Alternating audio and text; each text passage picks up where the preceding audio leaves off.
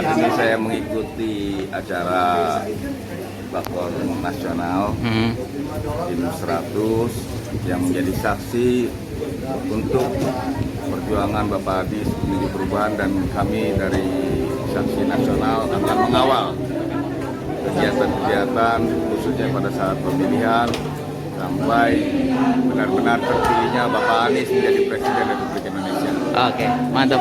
Selalu semoga rakyat Indonesia bersatu padu menuju perubahan sebagai Bapak Anies Presiden 2024. Mantap. Terima kasih, Bang.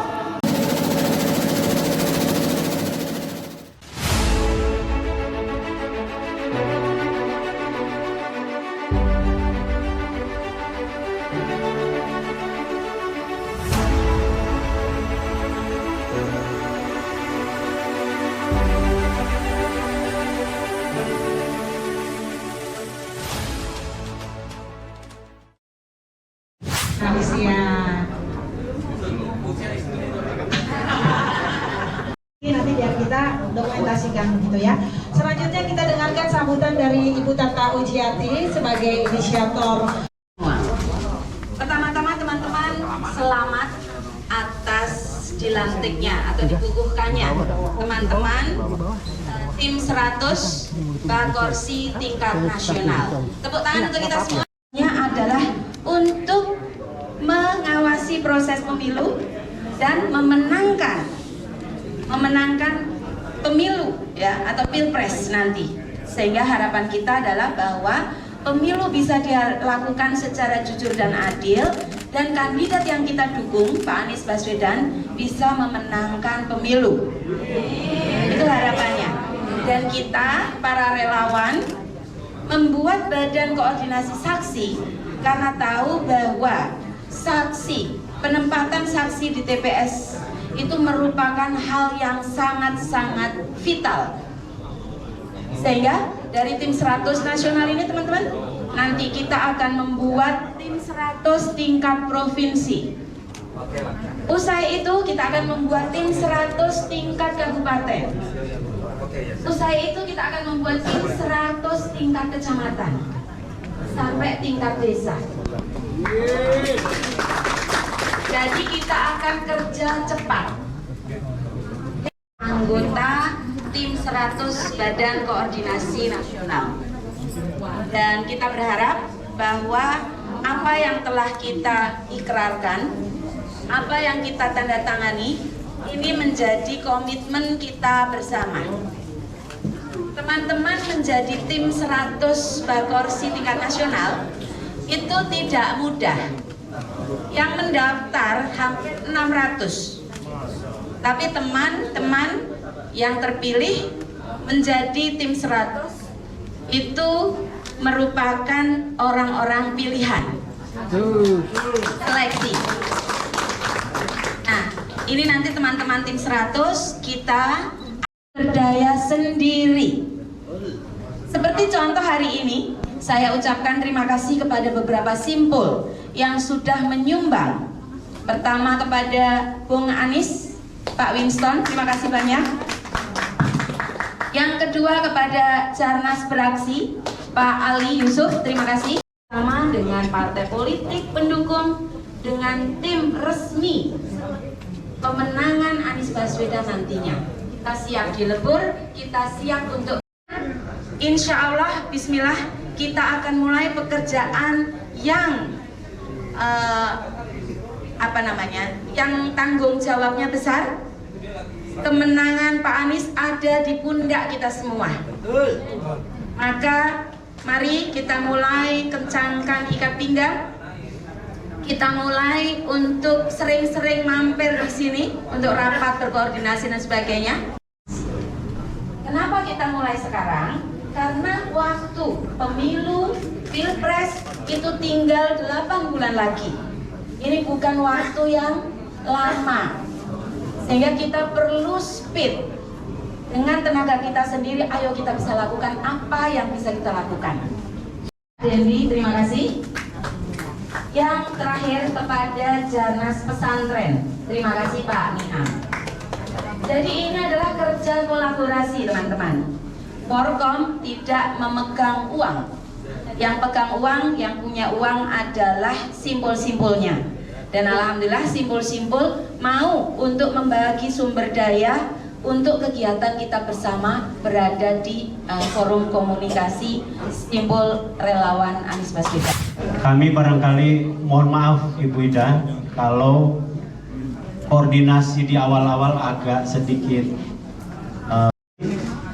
Kami sungguh sangat siap untuk ikut bersama-sama berpartisipasi, bertanggung jawab untuk kebersamaan kita dalam rangka tentu memenangkan Bapak Anies sebagai calon presiden kita untuk supaya menang.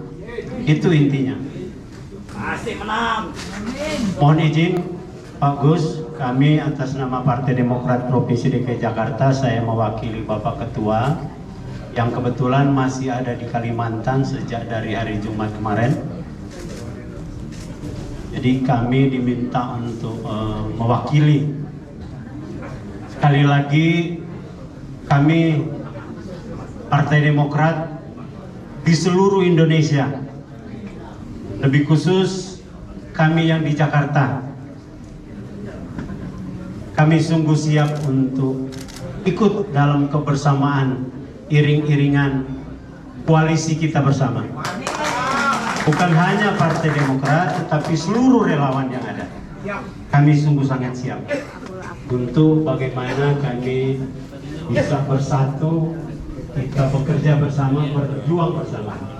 Sekali lagi tentu kami di DKI, Demokrat DKI tentu berkoordinasi dengan di tingkat nasional bahkan di tingkat desa sekalipun.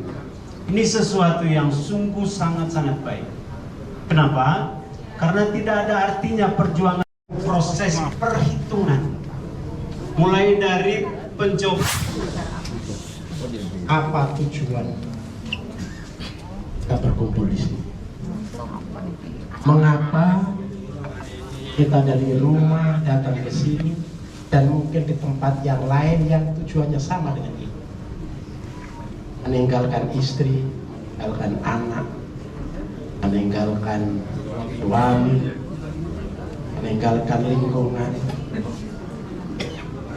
Saya yakin, meskipun bapak-bapak tidak sempat menjawab, tapi saya yakin tujuan kita sama, yaitu kita ingin menjadi bagian dari warga Indonesia yang baik.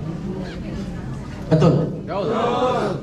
Untuk menjadi warga negara Indonesia yang baik, salah satunya adalah ikut terlibat pada proses terwujudnya tujuan Indonesia, tujuan kemerdekaan Indonesia. Betul, Ibu Bapak? Tujuan Indonesia, tujuan kemerdekaan Indonesia yang tercantum dalam Mukaddimah adalah setelah neneknya Anies ikut mendirikan republik ini dengan falsafah Pancasila yang sudah disepakati. Bentuk negaranya Negara Kesatuan Republik Indonesia, Undang-Undang Dasarnya 45, wawasan Nusantaranya Bhinneka Tunggal Ika. Bagaimana kok ada orang percaya Anies dituduh memperjuangkan khilafah? Itu dolim, dolun muhilun, sesat dan menyesatkan. Oleh karena itu katakan Ibu Bapak kepada publik, Pancasila bagi gerakan kita ini, NKRI, Bhinneka Tunggal Ika dan Undang-Undang Dasar 45 adalah final. Itulah kita dan itulah Indonesia. Nah, kita harus menyatakan untuk mempertahankan itu, untuk memperjuangkan nilai-nilai itu, untuk memperjuangkan cita-cita itu, maka harus terus-menerus dilakukan. Kami relawan untuk insiden-insiden intimidasi maupun spanduk penolakan maupun perusakan baliho Anies Baswedan yang ada di daerah dan kami sering temui. Sikap kami adalah bahwa kita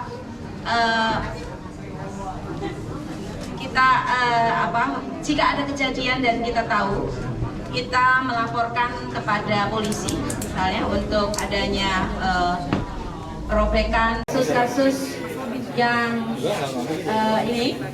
jika ada intimidasi, kami juga selalu mengatakan kepada relawan untuk selalu jangan membalas dengan cara-cara intimidasi yang sama, karena kita adalah relawan yang ingin menjaga agar pemilu berjalan aman, jujur, dan fair. Sehingga kalaupun misalnya ada hal-hal yang melanggar hukum, maka kita berpedoman untuk melaporkannya kepada penegak hukum. Itu yang lain yang soal intervensi, saya bisa menjawab.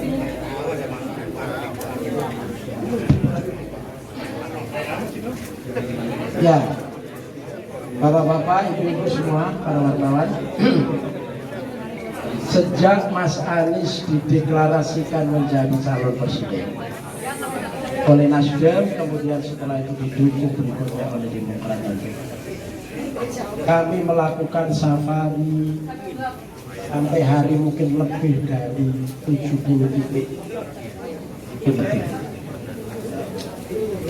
Setiap kita melakukan safari, hampir seluruh kegiatan itu ada gangguan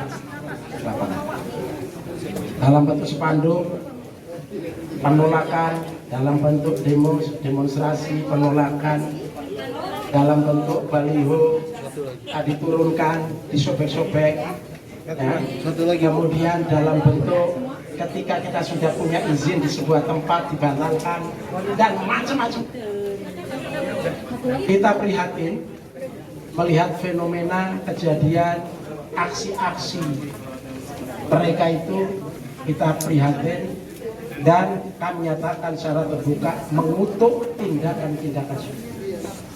Kita sedang berada di posisi terendah. Kenapa?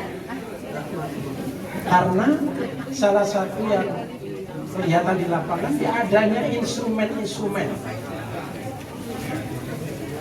entah itu oknum, entah itu masyarakat, entah itu mobilisasi dari oknum pemerintah, instrumen negara yang melakukan tindakan seperti itu bagian dari konsentrasi. Presiden itu wasit, dia harus berdiri di atas semua golongan.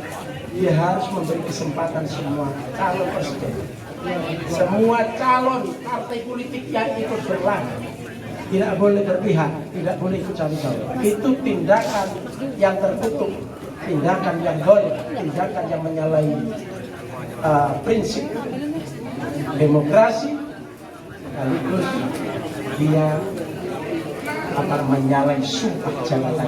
Bahkan akhir-akhir ini ada yang menyatakan itu menyalahi konstitusi. Demikian.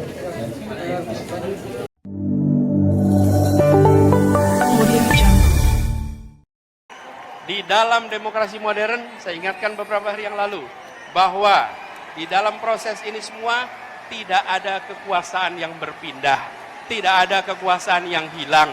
Kekuasaan itu tetap dan terus berada di tangan rakyat Indonesia.